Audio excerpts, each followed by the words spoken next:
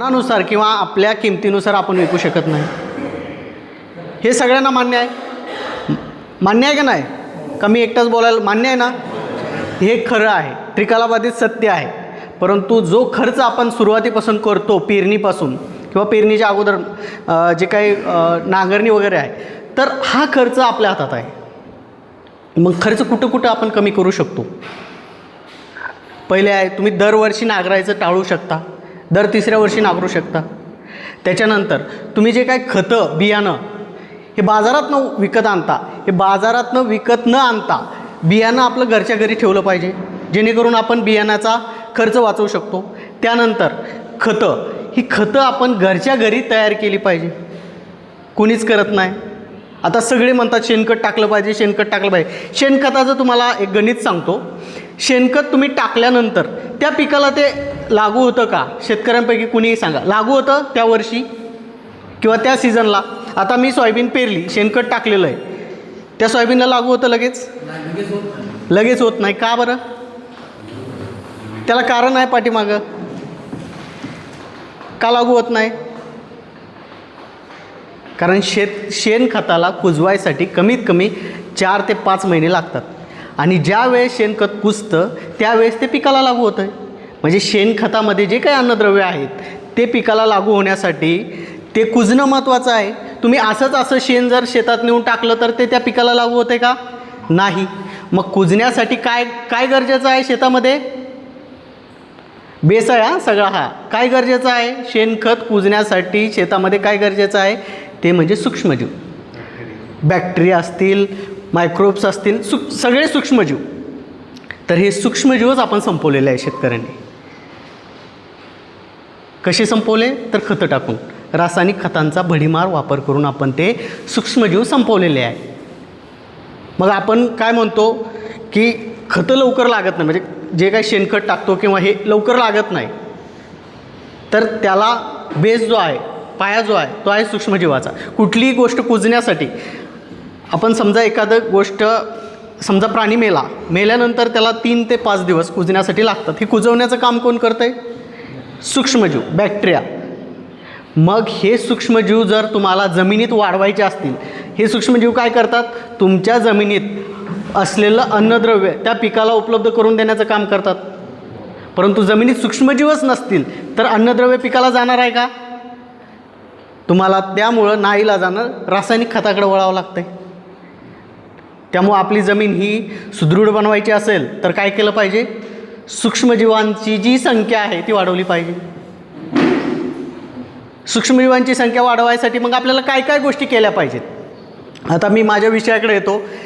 त्या सूक्ष्मजीवांची संख्या वाढवण्यासाठी आपण काय काय करू शकतो?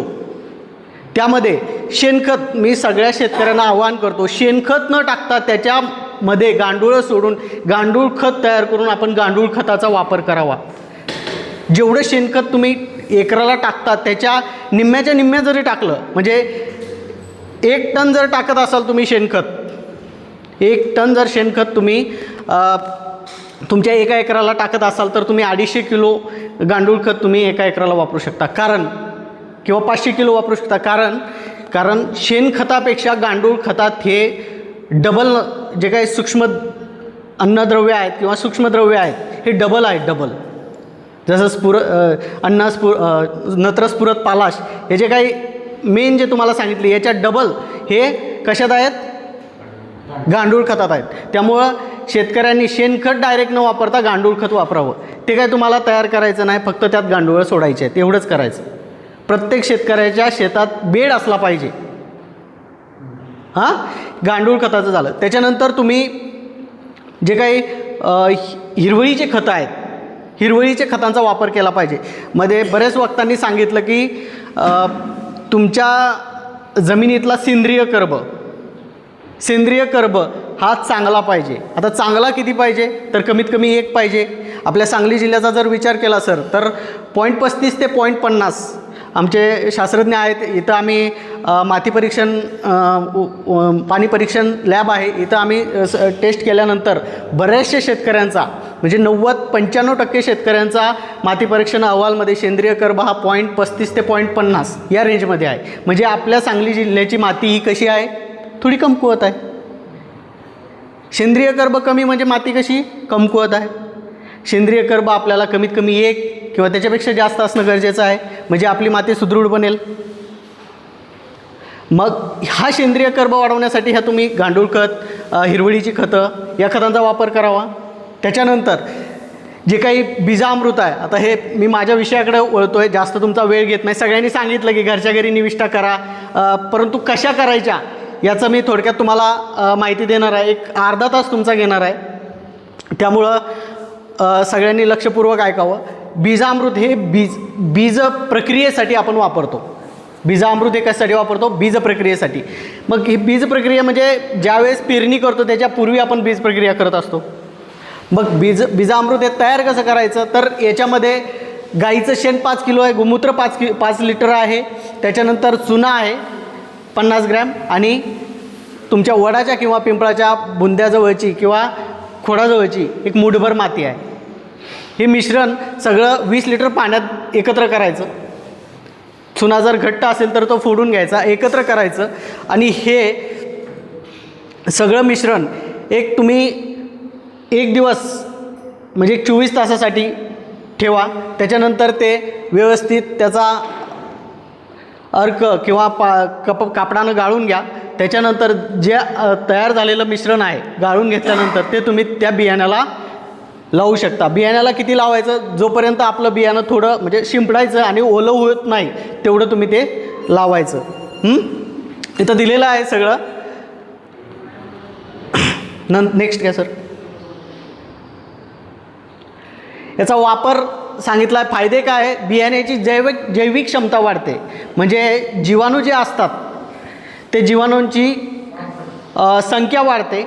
जीवाणूंची संख्या वाढल्यामुळं जे काही नत्र, स्फुरत, पालाश, मी तुम्हाला सुरुवातीलाच सांगितलं आहे की जीवाणू जर वाढले जमिनीतले किंवा त्या बियाण्यापासले तर हे जीवाणू काय करतात? तुमच्या पिकाला किंवा त्या बियाण्याला वाढीसाठी मदत करत असतात.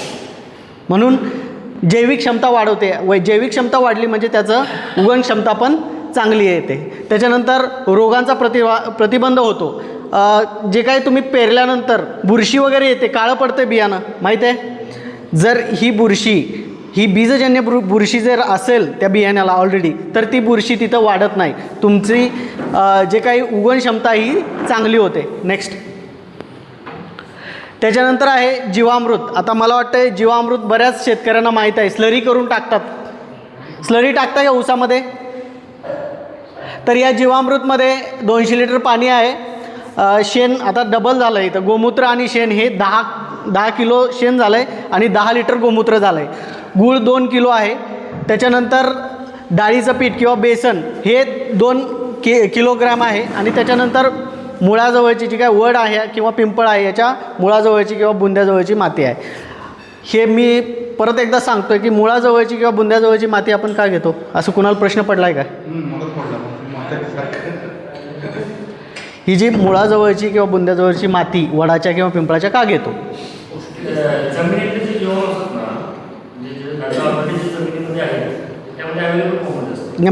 मग आपण जमिनीतली का घेत नाही?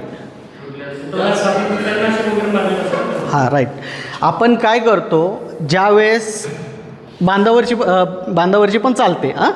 ज्यावेळेस आपण तणनाशक किंवा रासायनिक खतं हे जमिनीमध्ये टाकतो, बांधावर टाकत नाही कधीच, किंवा तणनाशक बांधावर मारत नाही. बांधावरची पण चालते, परंतु जे काही वड आणि पिंपळ आहे हे जास्त दिवस कालावधीमध्ये वाढणारे वृक्ष आहेत. इथं याच्या खाली पक्ष्यांची विष्ठा किंवा तिथं मानवाच्या हालचाली जास्त नसतात किंवा तिथं तुम्ही रासायनिक खतं किंवा कीटकनाशक, तणनाशक असं काही मारत नाही. त्यामुळं तिथल्या सूक्ष्मजीवांचं प्रमाण त्या जमिनीतल्या हे अति जास्त असतं आहे. जसं सांगितलं की देशी गाईच्या गोमूत्रात आणि शेणामध्ये सूक्ष्मजीवांचं प्रमाण जास्त असतं आहे, तसंच इथंसुद्धा तोच प्रकार आहे.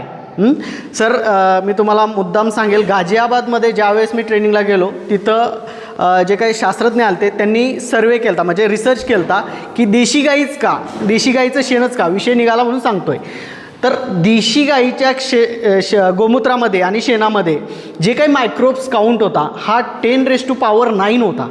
म्हणजे जे काउंट आहे हा हा खूप जास्त होता आणि तेच जर्सी आहे, बैल आहे, म्हैस आहे, त्याचा 10⁻⁷ किंवा त्यापेक्षा कमी होता. त्यामुळं देशी गाईचं शेण किंवा देशी गाईचं गोमूत्रच वापरावं, कारण त्यामध्ये सूक्ष्मजीवांचं प्रमाण ऑलरेडी जास्त असतं आहे. आणि आपल्याला काय करायचं आहे, आपल्या सर्व लोकांना किंवा आपल्या सगळ्या शेतकऱ्यांना आपल्याला जमिनीतलं सूक्ष्मजीवांचं प्रमाण काय करायचं आहे, कमी करायचं आहे ना, वाढवायचं आहे.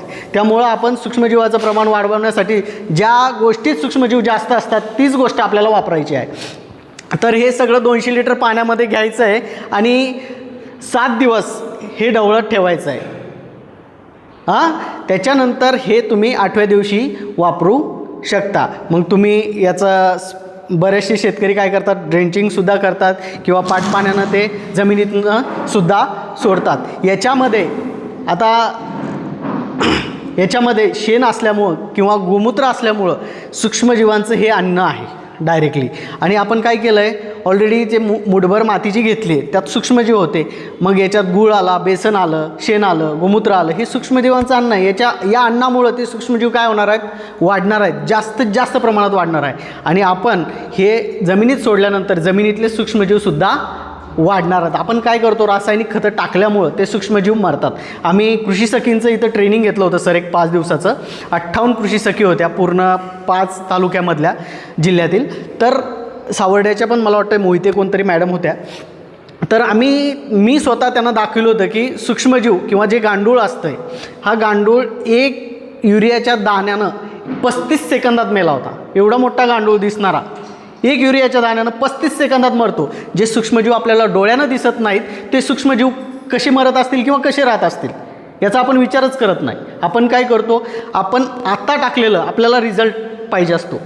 शेतकरी सगळ्यांची मेंटॅलिटी त्या पद्धतीची झाली. आपण कुठलीही गोष्ट टाकली तर आपल्याला काय पाहिजे, रिझल्ट पाहिजे. आज औषध मारलं, मला उद्या आळ्या मेलेल्या पाहिजेत. परंतु त्याचा विपरीत परिणाम हा आपल्या शरीरावर, आपल्या मातीवर, आपल्या पशुधनावर होत असतो. याचा विचार हा शेतकऱ्यांनी सोडून दिलेला आहे. त्यामुळं आपल्याला हे जे काही खेत बचाव अभियान आहे हे असे अभियान घ्यायला भाग पाडतं आहे. कोण, तर शेतकरीच भाग पडतो आहे. तर आपल्याला थोडं आपण जे काही करतो आहे ते बदलायचं आहे. तर हे जे काही जीवामृत आहे हे तुम्ही जमिनीत सोडल्यानंतर त्याचं सूक्ष्मजीवांचं प्रमाण वाढणार आहे. आता नेक्स्ट घ्या सर.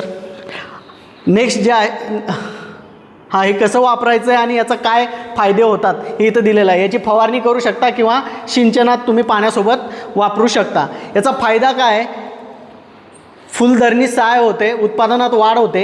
आता मी तुम्हाला सुरुवातीलाच सांगितलं, सूक्ष्मजीव वाढले म्हणजे तुमच्या जमिनीतले जे काही घटक आहेत, अन्नद्रव्य आहेत, ते ऑलरेडी त्या क्रॉपला किंवा त्या पिकाला जाणार आहेत. त्यामुळे उत्पादनात तुमची वाढ होणार आहे. नेक्स्ट हे आहे घनजीवामृत.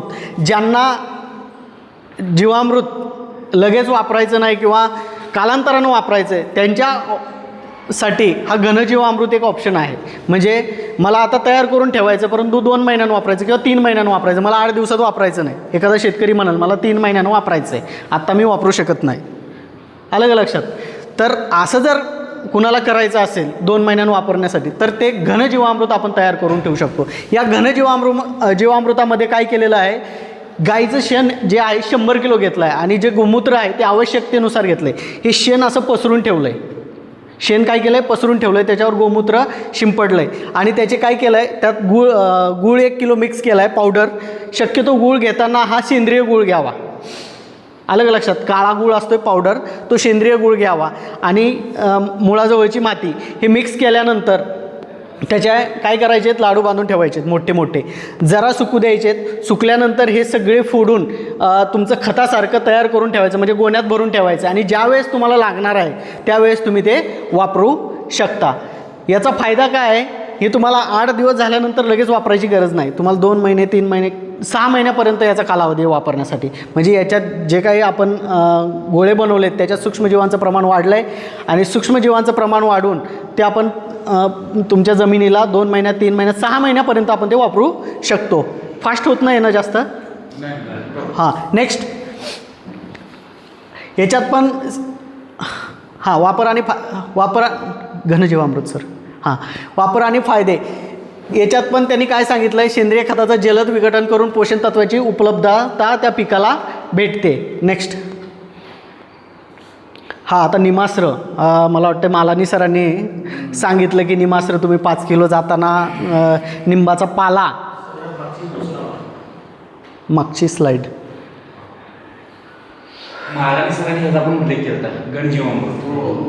जसं एकरी Next. आपण 100 किलो रासायनिक खत टाकतो तसं ते एकरी 100 किलो गणजीवामृत टाकतो. नेक्स्ट केस निमास्त्र सरांनी सांगितलं की 5 किलो जाताना तुम्ही निंबाचे पाला घेऊन जावा आणि गोमूत्र त्यात टाकून तुम्ही निमास्त्र करा.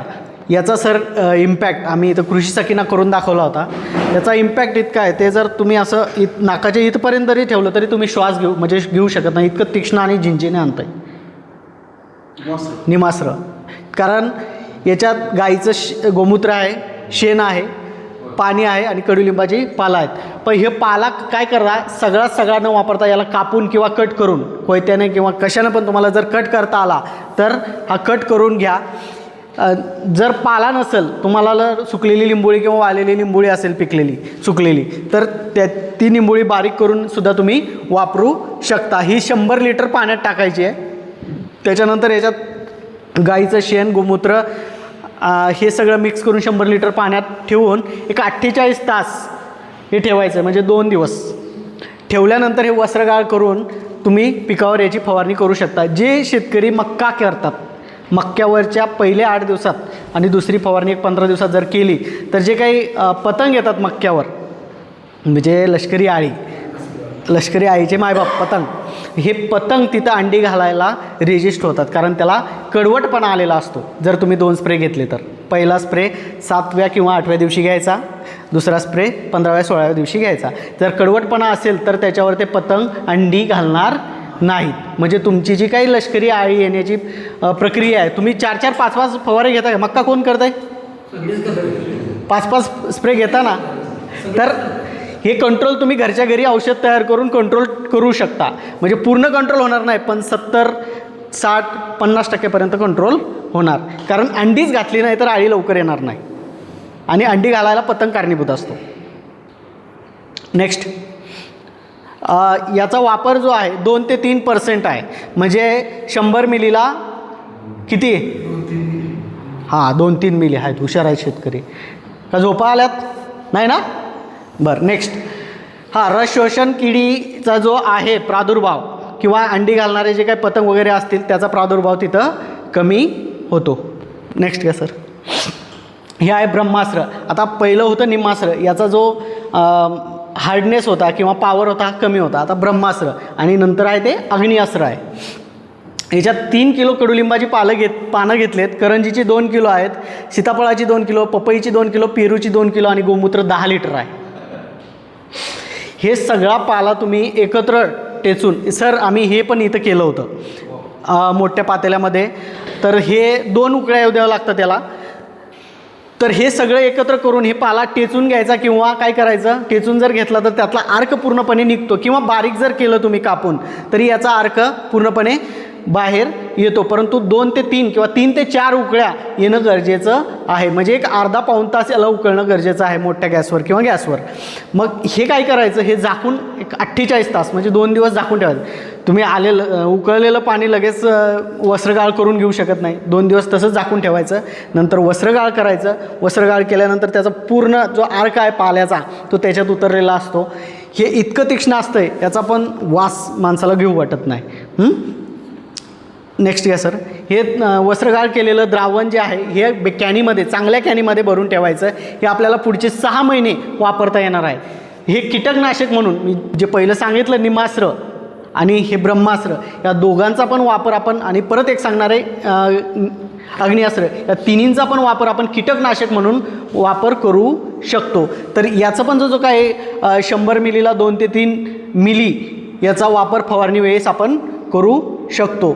तर याच्यात जे काही कीड शेंगा पोखरणारे किंवा फळ पोखरणारी, आपल्याला माहीत आहे वांग्यावर आतमध्ये जाऊन वांगं पोखरणारी अळी असते किंवा भेंडीत आतमध्ये जाऊन, अशा अळ्यांसाठी हे ब्रह्मास्त्र आपण वापरू शकतो. नेक्स्ट आहे ना, घरच्या घरी करण्यासारखं आहे ना. आपण कोरॅझन आणतो. अजून मक्क्यावर कुठले कुठले औषधं आणता तुम्ही? बाजारपेठेत असेल ती माहिती सांगितलं ते मारतात. बरं ठीक आहे. तर असं नाही करायचं. आपल्याला उत्पादन खर्च कमी करायचा आहे. त्यासाठी आपल्याला घरच्या घरी कीटकनाशकं आणि घरच्या घरी काय जे काही खतं आहेत हे आपल्याला घरच्या घरी तयार करायचे आहेत. त्यामुळं उत्पादन खर्च कमी होईल. तुमचं उत्पादन कमी आलं तरी चालतं आहे. उत्पादन जर खर्च कमी असेल आणि उत्पादन कमी आलं असेल तरी तुम्ही दुसऱ्या शेतकऱ्याची बरोबरी करू शकता. आलं का लक्षात? त्यानंतर अग्निअस्त्र आहे. हे अग्निअस्त्र त्याच्यापेक्षा हार्ड आहे. तर याच्यात कडुलिंबाची पानं जी आहेत ती 5 किलो घेतली, हिरवी मिरची अर्धा किलो घेतली आहे आणि लसूण पण अर्धा किलो घेतला आहे. लसूण आणि हिरवी मिरची ही ठेचून घ्यायची आहे. पूर्णपणे याची बारीक लगदा झाला पाहिजे. आपण खरडा वगैरे करतो ना मिरचीचा, त्याप्रमाणे लसणाचा आणि मिरचीचा खरडा करून घ्यायचा आहे. आणि हे लिंबाचे पालंसुद्धा ठेचून घ्यायचे आहेत. हे गोमूत्र 20 लिटर आहे. याच्यात गोमूत्राचं प्रमाण याच्यात वाढवलं आहे सर.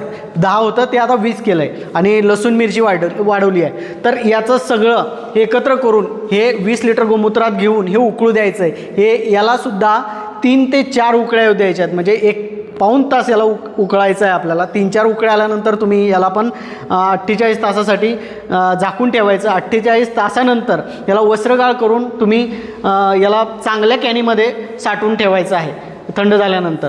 आणि हे सुद्धा तुम्ही 6 महिने याचा वापर करू शकता. आता नेक्स्ट घ्या सर. याचा वापर कसा आहे तर याला पण सेम तुम्ही 100 मिलीला 2 ते 3 मिली हे जे काही अग्निअस्त्र तुम्ही तयार केलेलं औषध आहे किंवा कीटकनाशक आहे याचा वापर ते तुम्ही करू शकता. आता इथं खोडात किंवा देठात गेलेल्या ज्या काय आळ्या आहेत किंवा बोंडअळी असेल तर कपाशीमध्ये जी येते तर या बोंडअळीसाठी तुम्ही या अग्निअस्त्राचा वापर तुम्ही करू शकता. नेक्स्ट आता हे आहेत दशपर्णी अर्क. मला वाटतं निकम साहेब तुम्ही मला वाटतं सगळ्या शेतकऱ्यांनी दशपर्णी अर्क केलेला असणार आहे. कारण सिद्धेश्वर फार्मर गट सावर्डेचा आमच्याकडं मला वाटतं 3-4 वर्षापासून कनेक्टेड आहे. तर तरी पण मी सांगतो की याच्यामध्ये 10 वेगळ्या पाला जो आहे वनस्पतीचा, अशा वनस्पती ज्या जनावरं खात नाहीत अशाच वनस्पती सर तुम्हाला याच्यात दिसतील. सीताफळ आहे, करंज आहे, एरंड आहे, निंब आहे, पपई आहे, त्याच्यानंतर कण्हेर आहे, रुई आहे, त्याच्यानंतर हिरवी मिरची आहे, लसूण पेस्ट आहे. आता इथं सगळं 2-2 किलो आहे. फक्त जे लिंबाचा पाला आहे तो 5 किलो घेतलेला आहे. आणि लसूण पेस्ट आणि हिरवी मिरची, लसूण ह्या 250 ग्राम घेतलेला आहे आणि हिरवी मिरची 2 किलो घेतलेली आहे. हे सगळं एकत्र करून हे 200 लिटर पाण्यात तुम्ही काय करायचं आहे 40 दिवस याला सडवायचं आहे. याच्यात उकळायचं नाही, याच्यात सडवायचं आहे. फक्त सडवताना काय करायचं म्हणजे कुजवताना याला रोज त्या पाल्याला खाली दाबायला लागते. कारण तो पाला जो आहे ना तो वर येऊन थांबतो. वर आल्यानंतर मच्छरं त्याच्यावर अंडी घालतात आणि काही दिवसानंतर आळ्या दिसतात. मग आपण म्हणणार हे तर आळी मारायसाठी याला आळ्या कशा लागल्या, असं होऊ शकतं या. त्यामुळं रोज ते खाली दाबणं तुम्हाला गरजेचं आहे, जेणेकरून त्यातला अर्क पूर्णपणे त्या पाण्यामध्ये जाईल आणि तुम्ही त्याचा पूर्णपणे दशपर्णी अर्काचा अर्क त्या पाण्यामध्ये उतरल्यानंतर तुम्ही त्याचा वापर हा कीटकनाशक म्हणून करू शकता. मला वाटतं तुम्ही 10 शेतकरी एकत्रित येऊन जर तुम्ही एक पाला जरी एकत्रित केला आणि एका शेतकऱ्याच्या इथं 200 लिटर जर बॅरल ठेवून हा दशपर्णी अर्क जर केला तर 200 लिटर आहे. मी तर म्हणतो 20-20 लिटर एका शेतकऱ्याला येईल आणि ते किती दिवस चालेल. अलग लक्षात. असं जर तुम्ही गटामार्फत जर करत असाल तर हे चांगलं कीटकनाशक तुमच्या घरच्या घरी तयार होतं आहे. कुठेही तुम्हाला बाजारात जायची गरज नाही. कारण हा पाला किंवा देशी गाईचं शेण, लसूण, हिरवी मिरची हे सगळं तुमच्या बांधावर किंवा शेतात उपलब्ध आहे. जेणेकरून तुम्हाला कुठल्याही मार्केटवर अवलंबून राहायची गरज नाही किंवा खिशातले पैसे तुम्हाला खाली करायची गरज नाही. सर शेतकऱ्याची परिस्थिती साहेब अशी आलेली आहे सध्या, तो कर्ज काढून कीटकनाशक आणि खतांचं बाजाराचं जे उधारी आहे ती भागवतो. अलग लक्षात. कुठलीही गोष्ट म्हणजे बाजारात आणायची असेल तर ते भागवतो आणि ते कर्ज किती का होऊ दे आपलं उत्पादनावर फोकस करतो. उत्पादन जास्त झालं पाहिजे याच्यावर फोकस करतो. परंतु सगळं शेतकऱ्याचं हे निसर्गाच्या हातात आहे आणि शेवटी आपल्याला मार्केटमध्ये गेल्यावर जर भाव कमी आले तर आपण काय म्हणतो, नाही जरा उत्पादन खर्च किंवा उत्पादनाला आपण जास्त पैसे लावले ते कुठेतरी कमी व्हायला पाहिजे होते. असं कुठल्याही शेतकऱ्यावर परिस्थिती येऊ नये. अजून एक सांगतो मुद्दाम, जर तुम्ही भविष्यात उत्पादन खर्च कमी केला तरच तुम्हाला शेती परवडणार, नाहीतर परवडणार नाही. नाहीतर परवडणारी नाही. तुम्ही जेवढे घालणार तेवढे जर येत असतील तर तुम्ही फुकट राबताय तुमच्या रानामध्ये. तुम्ही शेतीला बिझनेस म्हणून बघा, बिझनेस मॉडेल म्हणून बघा. त्यातून तुम्हाला 1 रुपया दिला तर 4 रुपये आले पाहिजे किंवा 3 रुपये तरी आले पाहिजे.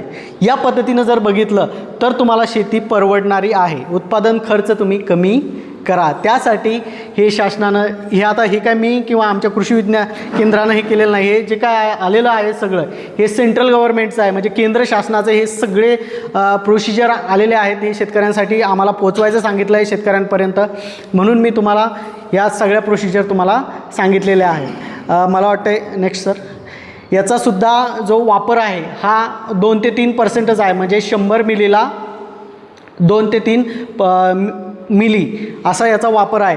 याच्यात सगळे कीटक आणि आळे सुरवंटी याचा जो काही प्रादुर्भाव जर तुमच्या पिकावर असेल तर हा दशपर्णी अर्क कीटकनाशक, याला कीटकनाशकच म्हणा, हा कीटकनाशक तुम्ही ते सुरवंटी असेल आळी असेल तर हे थांबवू शकता. त्याच्यात रस शोषणाऱ्या किडीचा सुद्धा वापर आहे. म्हणजे हे घरच्या घरी अगदी सोपं करण्यासाठी हे दशपर्णी अर्क आहे.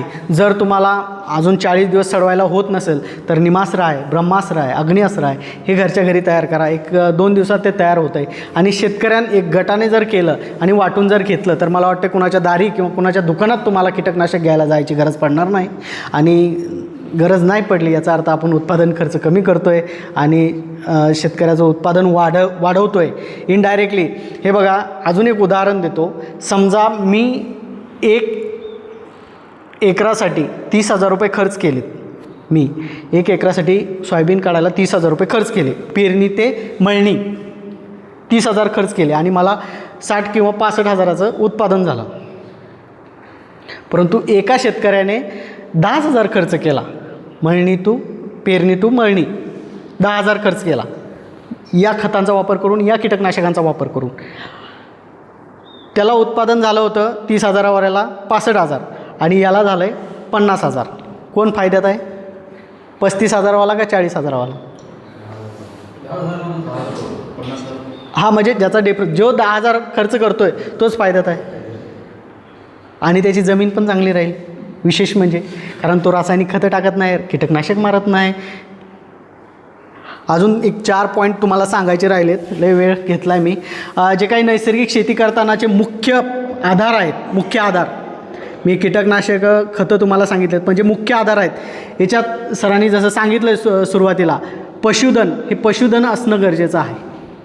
गाय, देशी गाय ही असणं गरजेचं आहे. त्याच्यानंतर शून्य मशागत करणं गरजेचं आहे. 1 वर्ष किंवा 1 वर्ष आड तुम्ही ती मशागत करा. त्याच्यानंतर हिरवळीची खतं तुम्हाला करणं गरजेचे आहेत.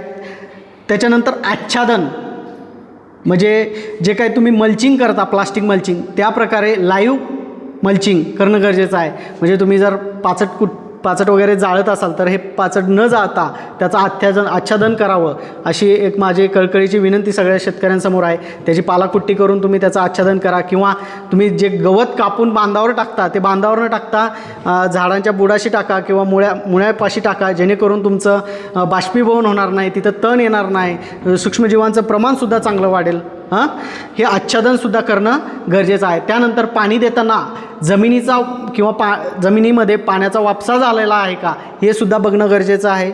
आणि शेवट, जर शक्य असेल तर ड्रीपचा वापर सगळ्या शेतकऱ्यांनी करावा. असं मी कृषी विज्ञान केंद्रामार्फत तुम्हाला सेंद्रिय शेती करताना हे सगळे जे काही मुद्दे आहेत हे करावेत असं सगळ्या शेतकऱ्यांना आवाहन करतो. तुम्ही माझं शांततेनं सर्वांनी ऐकून घेतलं, त्यामुळं सर्वांचे मी धन्यवाद मानतो आणि थांबतो. जय हिंद, जय